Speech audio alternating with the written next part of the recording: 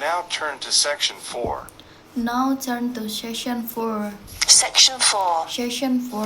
In this section, you will hear a report about crime and punishment in the UK.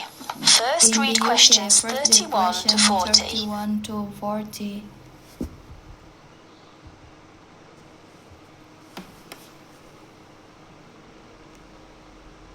Listen to the report and answer questions 31 to 40. Like many other countries, Britain has experienced a great increase in criminal activity of nearly every kind. Nearly 5 times as many acts of violence were reported to the police in 1997 as 20 years before.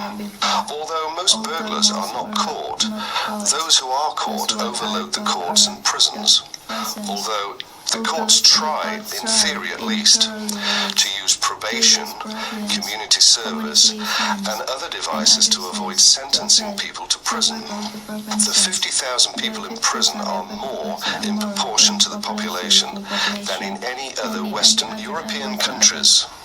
Vast sums are being spent on building new prisons, but the prisons are still overcrowded, and the humiliation suffered by their inmates makes rehabilitation difficult. Many prisoners are released early on parole. The prisons in England are run by the Home Office, though each prison has a local board of visitors who make reports about conditions and also deal with serious bad behaviour. Normally, prisoners are released after serving 2/3 or less of the time for which they were sentenced. But an offence in prison may be punished by the loss of some days of remission. There are several kinds of prisons, including open ones, and some prisoners go out to work in groups outside. Prisoners who want to study for examinations are helped to do so, and there are training courses in prisons. But in practice, some spend little time outside their cells. Most crime is committed by young males and is opportunist and is not planned by hardened professional criminals, although these do exist in most common people's view. Crime tends to be concentrated in large cities and urban areas.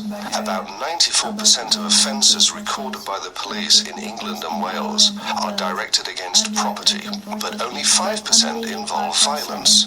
Rising affluence has provided more opportunities for casual property crime. In 1977, for example, car crime was only 1/10 of total crime, but this has risen to about 28%.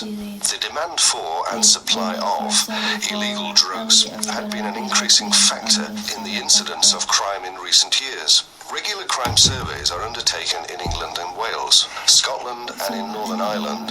In 1999, a survey in England and Wales asked respondents for information about how crime had affected them in 1998. It estimated a total of 15 million crimes in 1998, the majority of which were against property. Violent crime accounted for only 5% of the total, while 36% involved vehicles, mainly because not all victims report them. That is the end of section 4. You will have half a minute to check your answers.